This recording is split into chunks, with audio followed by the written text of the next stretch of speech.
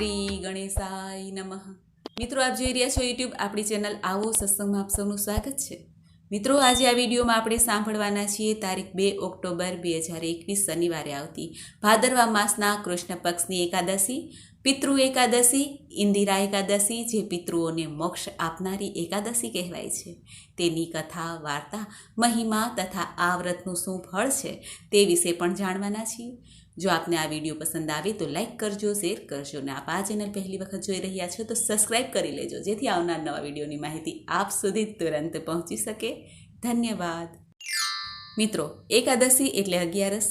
આ એકાદશીના ઈષ્ટ દેવતા છે ભગવાન શ્રી નારાયણ. લક્ષ્મીપતિની આરાધના કરીને ભક્તો આ શ્રેષ્ઠ એકાદશી, પિતૃ એકાદશી, ઇન્દિરા એકાદશી કરે છે. ઇન્દિરા માતા મહાલક્ષ્મીનું પણ એક નામ છે. શુક્લ પક્ષની અને કૃષ્ણ પક્ષની બંને એકાદશીની તિથિ ખૂબ જ શુભ અને મંગલકારી છે.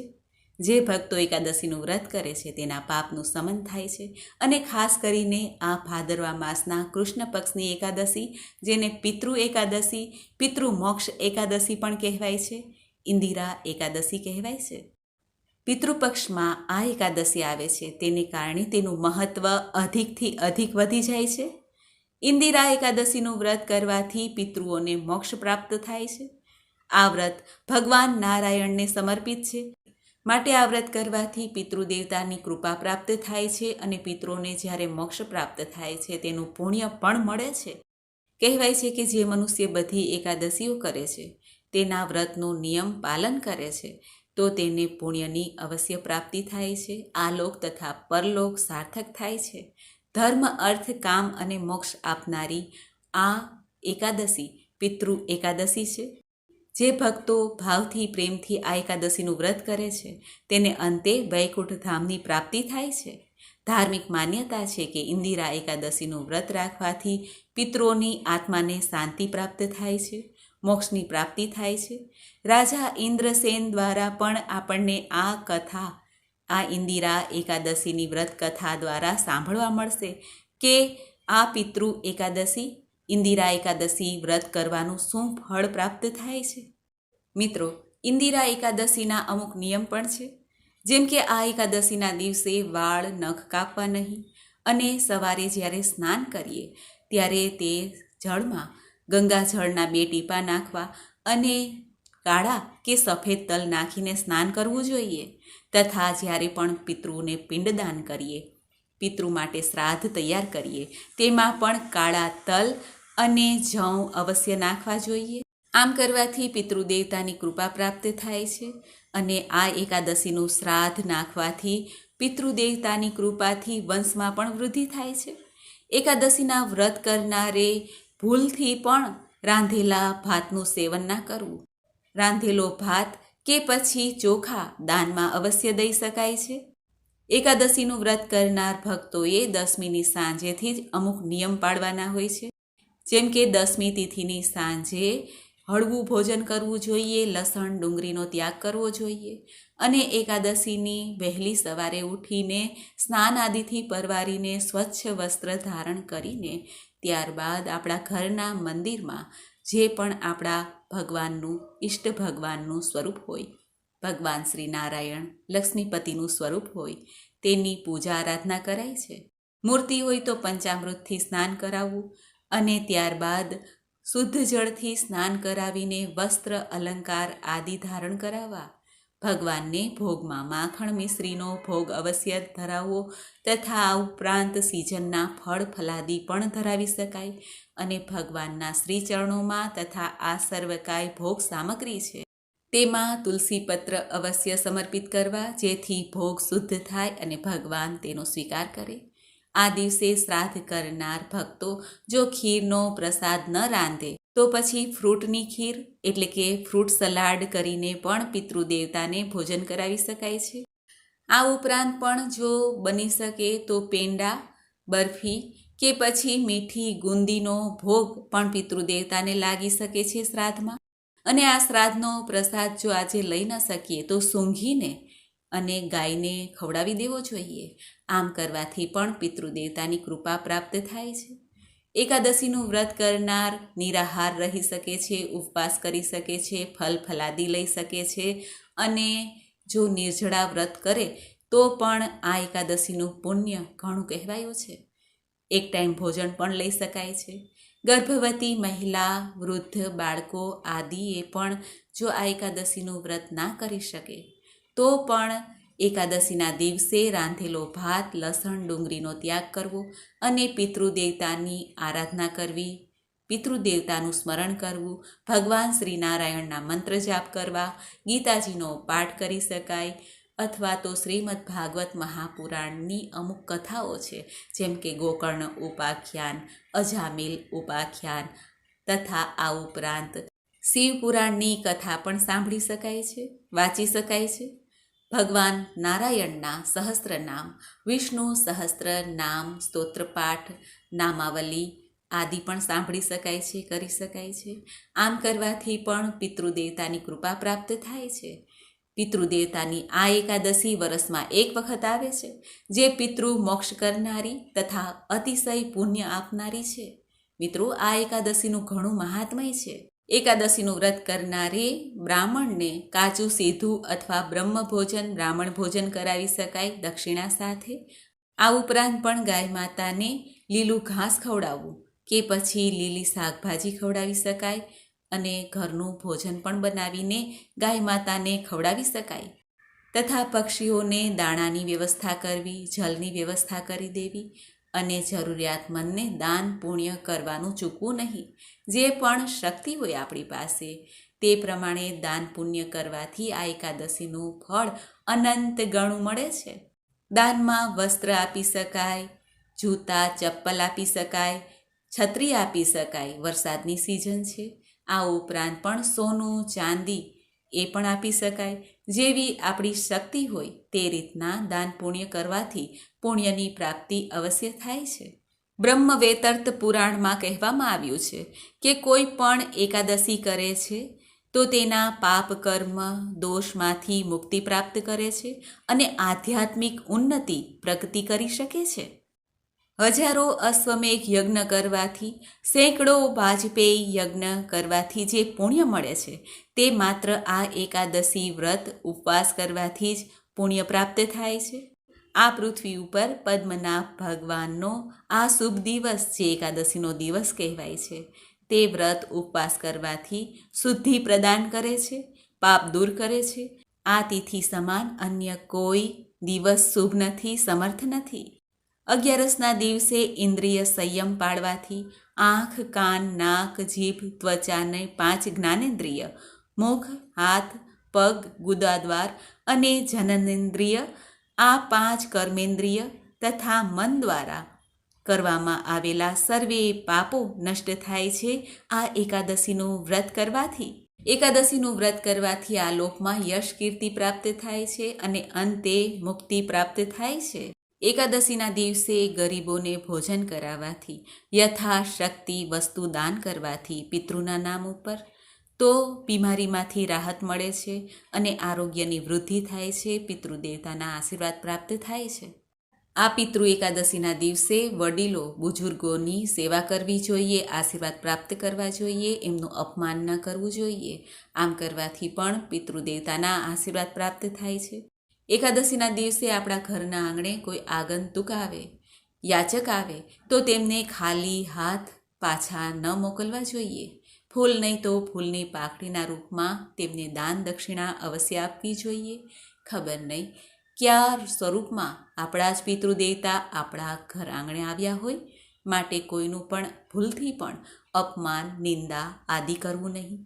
એકાદશીના દિવસે જો નિંદા કુથલી કરવામાં આવે તો મન અને બુદ્ધિ બંને બગડે છે, ખરાબ થાય છે અને એકાદશીના વ્રતનું જે પુણ્ય પ્રાપ્ત થવાનું હોય તે પ્રાપ્ત થતું નથી. માટે એકાદશીના દિવસે સાવધાન રહેવું. જો એકાદશીના દિવસે ઘરમાં કોઈનું જન્મ અથવા મૃત્યુ થતું હોય તો પણ આ એકાદશીના દિવસે વ્રત અવશ્ય રાખવું જોઈએ, પરંતુ ભગવાન નારાયણની પૂજા ન કરવી, મનમાં જ પ્રભુનું સ્મરણ કરતા રહેવું.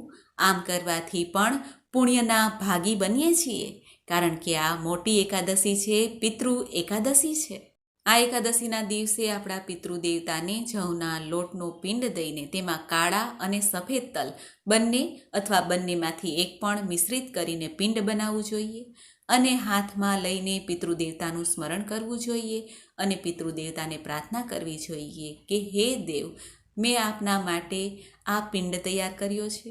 આપ આવીને આ ભોજન ગ્રહણ કરો, તૃપ્ત થાવ અને મારી તથા મારા ઘર ઉપર કૃપા દ્રષ્ટિ રાખો. અમને સાચી દિશામાં વાળો. હે પિતૃદેવતા, આપ પ્રસન્ન થાવ. આવી રીતે પ્રાર્થના કરીને પિતૃદેવતાને આ પિંડ અર્પિત કરવો જોઈએ. આ પિંડ અર્પિત કર્યા બાદ અમુક સમય પછી આ પિંડને ગાય માતાને ખવડાવી શકાય.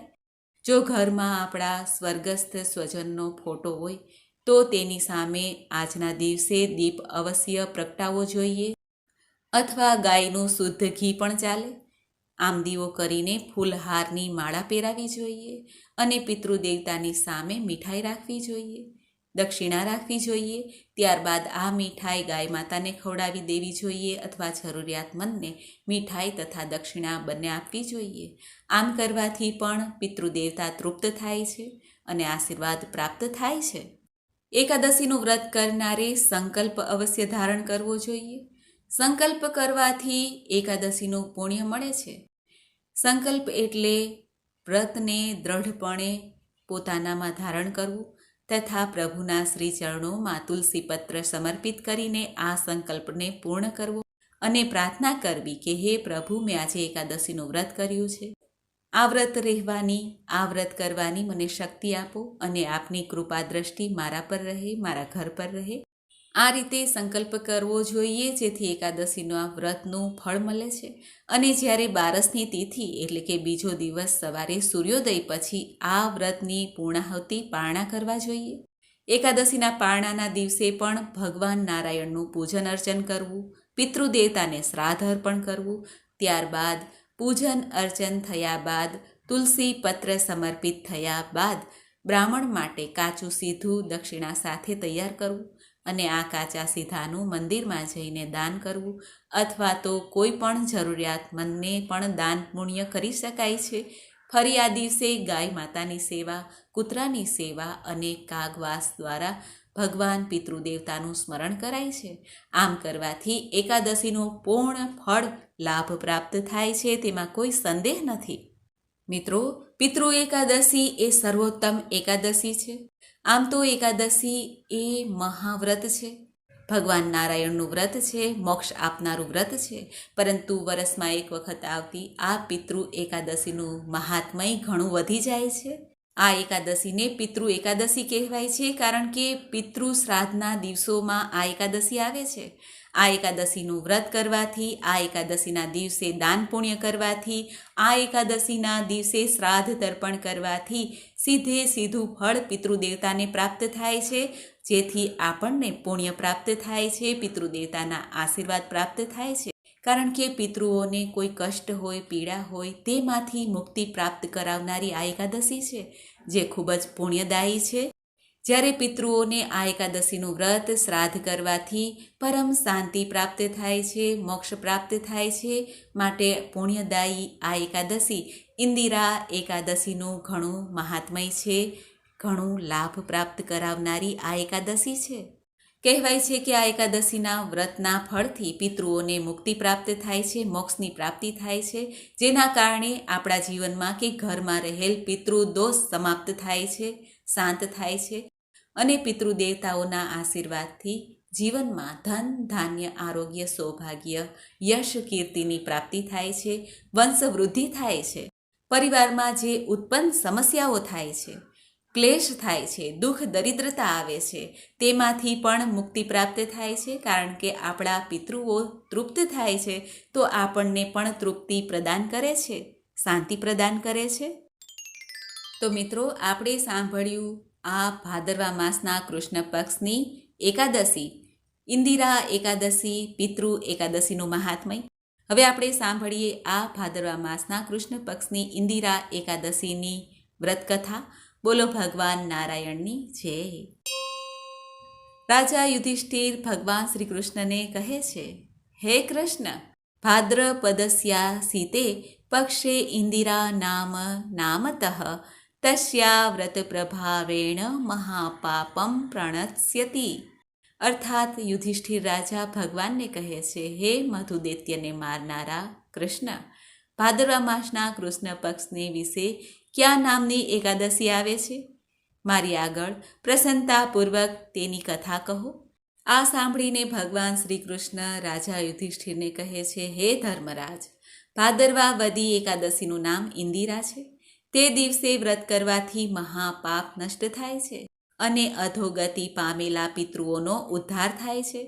હે રાજન, આ એકાદશી વ્રતની કથા સાંભળવા માત્રથી જ બાજપેયી યજ્ઞનું ફળ મળે છે, જે પાપોનો નાશ કરનાર છે. એવી ઉત્તમ કથા હું તમને કહી સંભળાવું છું, તે તમે સાવધાન થઈને સાંભળો. આમ કહીને ભગવાન શ્રી કૃષ્ણ યુધિષ્ઠિર રાજાને આ ઇન્દિરા એકાદશીની વ્રત કથા કહેવા લાગ્યા. પૂર્વ સત્યયુગમાં માહિષ્મતી નગરીમાં ઇન્દ્રસેન નામના રાજા રાજ્ય કરતા હતા. તે શત્રુઓનો નાશ કરનાર ને મોટા યશસ્વી હતા. તે પુત્ર પૌત્રાદિ પરિવારવાળા, ધન ધાન્યની સમૃદ્ધિવાળા, વિષ્ણુ ભક્તિમાં પરાયણ અને ધર્મનું પ્રજાનું પાલન કરનારા હતા. એ રાજા મુક્તિ આપનાર ગોવિંદના નામનું નિરંતર જપ કરતા હતા. એક દિવસ તે રાજા પોતાની સભામાં મંત્રીઓ સમક્ષ બેઠા હતા. તે વખતે બુદ્ધિમાન નારદજી આકાશમાંથી ઉતરીને ત્યાં આવ્યા. નારદજીને જોતા જ રાજાએ ઉઠીને નારદજીનો આદર કર્યો, સત્કાર કર્યો, અર્ધ્ય આપીને તેમની પૂજા કરીને આસન આપ્યું. ત્યારે મહર્ષિ નારદજીએ રાજાને કહ્યું, હે રાજન, તમારા રાજ્યમાં બધું કુશળ મંગળ છે. હું તમારી ધર્મપરાયણતા જોઈને અત્યંત પ્રસન્ન છું. ત્યારે રાજાએ કહ્યું, હે મહર્ષિ, તમારી કૃપાથી મારા રાજ્યમાં બધું કુશળતાપૂર્વક ચાલે છે તથા તમારી કૃપાથી મારા સમસ્ત યજ્ઞ કર્મ આદિ સફળ થઈ ગયા છે. હે દેવ, હવે તમારી શી આજ્ઞા છે તે મને જણાવો. આ સાંભળીને નારદજી કહે છે, હે રાજન, મને એક મહાન આશ્ચર્ય થાય છે કે જ્યારે એક સમયે હું બ્રહ્મલોકમાં ગયો હતો, ત્યારે યમરાજની સભાની મધ્યમાં તમારા પિતાને બેઠેલા જોયા. તમારા પિતા મહાન જ્ઞાની, દાની અને ધર્માત્મા હતા. તેઓ એકાદશીનું વ્રત બગડી જવાથી યમલોકમાં ગયા છે. તમારા પિતાએ મારા જોડે તમારા માટે સમાચાર મોકલ્યા છે કે તમે મારા પુત્રની પાસે જાઓ. મારા પુત્રનું નામ ઇન્દ્રસેન છે, જે મહિષ્મતી નગરીમાં રાજ્ય કરે છે. મને કોઈ પૂર્વજન્મના ખરાબ કર્મના કારણે જ આ લોક મળ્યો છે, યમલોક મળ્યો છે. જો મારો પુત્ર ઇન્દ્રસેન ભાદરવા માસની કૃષ્ણ પક્ષની ઇન્દિરા એકાદશીનું વ્રત કરે અને એ વ્રતનું પુણ્ય મને આપી દે તો મારી મુક્તિ થઈ જાય. આ લોકમાંથી છૂટીને હું સ્વર્ગલોકમાં વાસ કરું. રાજા ઇન્દ્રસેને જ્યારે નારદ મુનિ પાસેથી આવા દુઃખદ સમાચાર સાંભળ્યા, ત્યારે તેઓ ખૂબ જ વિષાદમાં ગરકાવ થઈ ગયા અને ઇન્દિરા એકાદશીના વ્રતની વિધિ પૂછીને નારદજીને કહેવા લાગ્યા, હે મુનિવર, તમે મને આ ઇન્દિરા એકાદશીના વ્રતની મહિમા કથા કહો. ત્યારે નારદજી કહે છે, હે રાજન, ભાદરવા માસના કૃષ્ણ પક્ષની દસમીના દિવસે પ્રાતઃકાળ શ્રદ્ધા સહિત સ્નાન કરવું જોઈએ. તે પછી બપોરે પણ સ્નાન કરવું જોઈએ. એ સમયે જળમાંથી નીકળીને શ્રદ્ધાપૂર્વક પિતૃઓને શ્રાદ્ધ કરવું અને એ દિવસે એક સમય ભોજન કરવું અને રાત્રિ પૃથ્વી પર શયન કરવું જોઈએ. દસમી તિથિના બીજા દિવસે અર્થાત એકાદશીના દિવસે પ્રાતઃકાળે દાતણ કરવું અને સ્નાન કર્યા પછી ભક્તિપૂર્વક આ એકાદશીનું વ્રત ધારણ કરવું જોઈએ અને કહેવું જોઈએ કે હું આજે નિરાહાર રહીશ અને સમસ્ત ભોગોનો ત્યાગ કરીશ. તે પછી કાલે ભોજન કરીશ, એટલે કે 12મી તિથિએ વ્રતના પારણા કરીશ. ભગવાનને પ્રાર્થના કરવી, હે ભગવાન, તમે મારી રક્ષા કરજો, તમે મારા વ્રતને નિભાવજો. આ પ્રકારે આચરણ કરીને બપોરના સમયે શાલિગ્રામ ભગવાનની મૂર્તિ સ્થાપિત કરવી, ઉત્તમ બ્રાહ્મણને બોલાવીને ભોજન કરાવવું અને દક્ષિણા આપવી. ભોજનમાંથી થોડો ભાગ ગાયને આપવો. વિષ્ણુ ભગવાનની ધૂપ દીપ નૈવેદ્ય આદિથી પૂજા કરવી. રાત્રિ જાગરણ કરવું. આ ઉપરાંત દ્વાદશીના દિવસે મૌન થઈને બંધુ બાંધવો સહિત ભોજન કરાવવું નારદજી રાજાને કહે છે, હે રાજન, આ ઇન્દિરા એકાદશીના વ્રતની વિધિ છે. હે રાજન, જો તમે આળસ રહિત થઈને એકાદશીનું વ્રત કરશો તો તમારા પિતાજી અવશ્ય જ સ્વર્ગમાં જશે. રાજા ઇન્દ્રસેને પણ ઇન્દિરા એકાદશી આવવાથી તેનું વિધિપૂર્વક વ્રત કર્યું. બંધુ બાંધવ સહિત આ વ્રત કરવાથી આકાશમાંથી પુષ્પ વર્ષા થઈ અને રાજાના પિતા યમલોકમાંથી રથમાં બેસીને સ્વર્ગમાં ગયા. રાજા ઇન્દ્રસેન પણ એકાદશીના વ્રતના પ્રભાવથી આ લોકમાં મોટું રાજ્ય ભોગવીને પછી પુત્રને રાજ્ય સોંપીને સ્વર્ગમાં ગયા.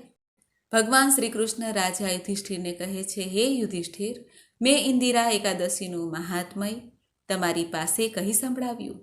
જે મનુષ્ય આ શુભ એકાદશી ઇન્દિરા એકાદશીની વ્રત કથા સાંભળે છે, વાંચે છે, તે સર્વ પાપોથી મુક્ત થાય છે ને આ લોકમાં સઘળા ભોગો ભોગવીને અંતે વૈકુંઠમાં જઈને ચિરકાલ સુધી ત્યાં વસે છે. એવી રીતે બ્રહ્મ વેતર્ત પુરાણમાં ભાદરવાવદી ઇન્દિરા એકાદશીનું મહાત્મય કથા કહેલી છે. બોલો ભગવાન નારાયણની જય. તો મિત્રો, આપણે સાંભળી ભાદરવા માસના વદ પક્ષની એકાદશી ઇન્દિરા એકાદશી પિતૃ એકાદશીની વ્રત કથા મહાત્મય. મને આશા છે કે આપને આ વિડીયો જરૂર પસંદ આવ્યો હશે.